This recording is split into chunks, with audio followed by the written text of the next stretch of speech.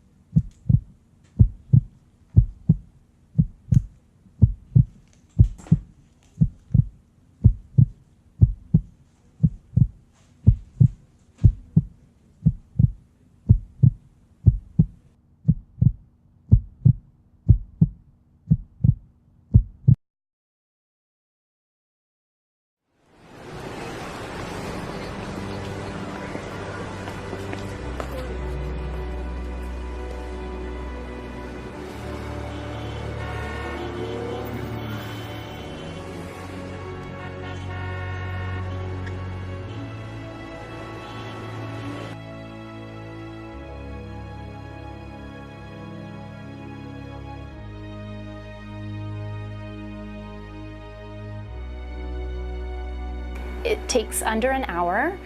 They use a large needle, so it just feels like a pinch. So if you actually pinch the fleshy side of your skin really hard for like a second, that's all you feel. It's for a second or two. The nurse will cover the needle so you don't see it, and then they collect the blood into a bag that's actually on a machine that's weighed, and when it reaches the right volume, it'll stop and ring off, so then they know to take the needle out. That process itself only takes about 5 to 10 minutes. It's when you go for a blood donation, they have to make sure you're in good health. They have to make sure that you have the right hemoglobin and iron levels. They have to ask you health questions to make sure for your health, but also for the patients who's going to be receiving the blood donation. You don't want to put them at risk. They're already in hospital needing someone else's blood, so you don't want to give them a virus or something else that's going to make them even sicker. So that portion leading up takes a long time, and then afterwards they want to make sure that, you know, they've just taken a pint of blood, so they want to make sure that you're feeling okay. There's no rush to stand up and run out the door.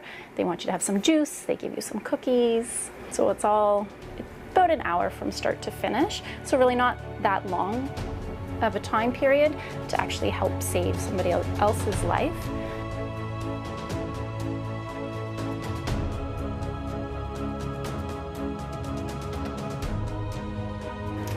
What happens is a donor will donate a pint of blood. The blood goes to the Canadian Blood Services, and from there they divide that blood into different types. So for example, they can divide it up into platelets, red blood cells, or plasma. And depending what the patient needs in the hospital, they will be given, if they are O negative, let's say, they can receive an O negative blood from a random donor who's kind enough to take their time to donate their blood, and then we would give that to the patient. So we look at the person that needs the blood, what's their blood type, and we look at the donor, what's their blood type, and we match them up.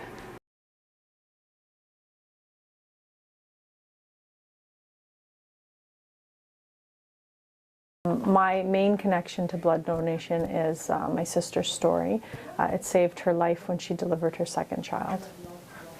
Well, I myself have donated blood for others. I've also donated for receipt for my own surgery, and my family members have also been receivers of blood donations. Thank you. So the process for myself, I went into the Red Cross, I believe it was, downtown. They took my blood, and it was for the sole purpose of my own surgery so that they could infuse me with my own blood. And then they also donated what was extra to others who needed it.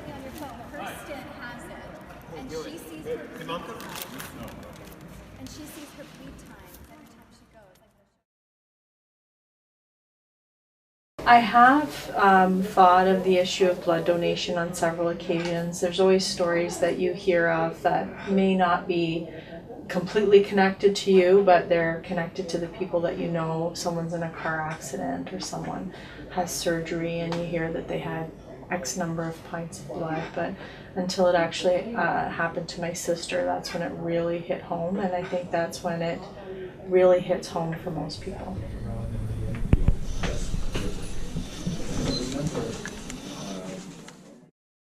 So my uncle was in a very bad car accident in the early 80s, and he needed a blood transfusion. I was a little bit scared at first, just because it looks like a lot of blood, but it's really not a lot of blood in the grand scheme of things.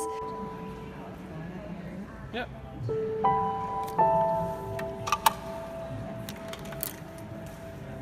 What's that?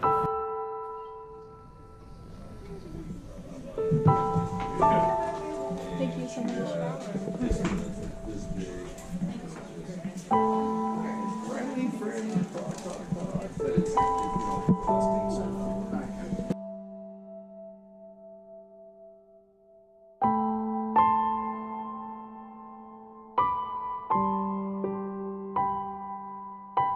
What would you like to say to the person or people who donated the blood that saved your sister's life? Oh, don't make me cry. I would say thank you. I think it's an invaluable thing that we have within us to give. So many people have accidents or have significant health issues where they require blood transfusions.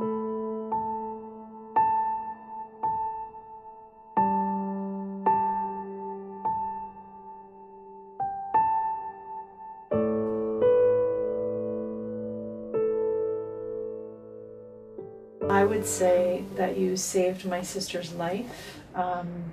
So for the people that donated the blood, you know, you saved a woman in her mid-30s.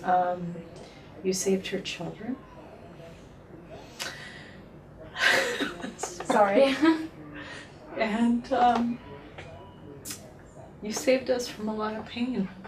You can tell the pain of that thought, at having a life with my sister. So sorry. That's all the questions. So sorry, miss. That's okay.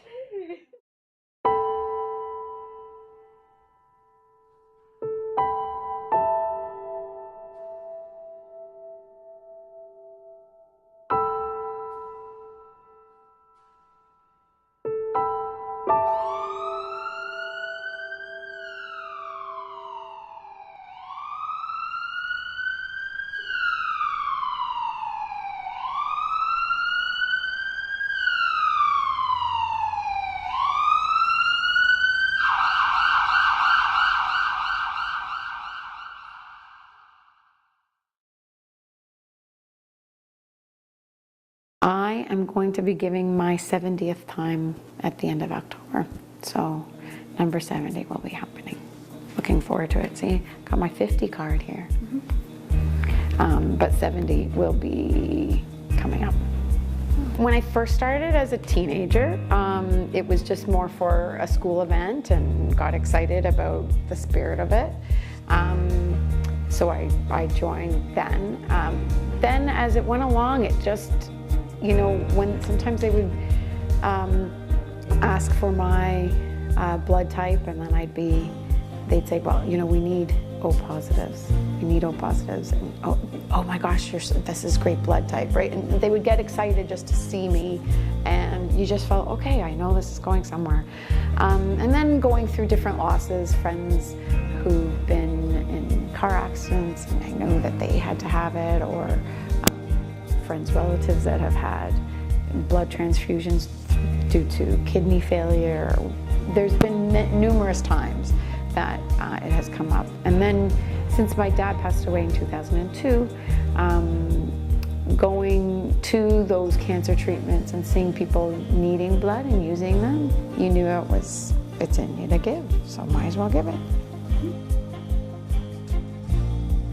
If you have a pre-booked appointment, you can really be in and out in about an hour. Yeah, as long as you've had a pre-booked appointment. If you walk in, it can take up to maybe an hour and a half, if it's a busy weekend. So the length of it really depends on the time of year. Often I'll go in the middle of the winter when there's a big influenza going on in society.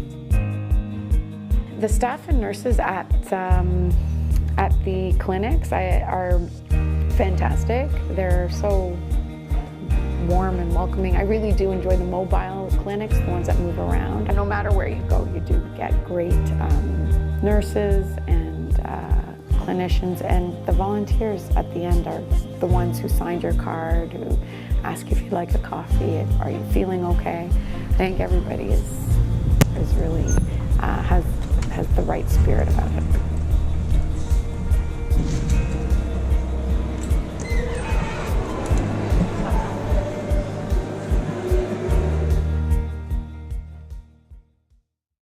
What would you say to somebody to get them to come out and donate? Just that, honestly, it's something super easy to do. It's not as terrifying as people think it is, or as labor intensive. You just kind of sit there, answer questions, and they test your blood.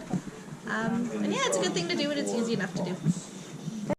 What I would say to people to convince them to go out and donate, I would say that it could literally save a life. It did in the case of my sister, and she went on to deliver another baby and produce another life. So it can make a difference in people's lives. If people didn't donate, my sister would have died after delivery, and it would be a very sad story. So donating blood leads to happy stories, and it saves lives, literally. I would sort of ask them to put themselves in the shoes of somebody who has needed blood, or in a family member who's needed blood, because I think when you make it more personal, then you really can appreciate how important it is. it is just, just be courageous. The people who need it are being courageous. They're fighting for their life.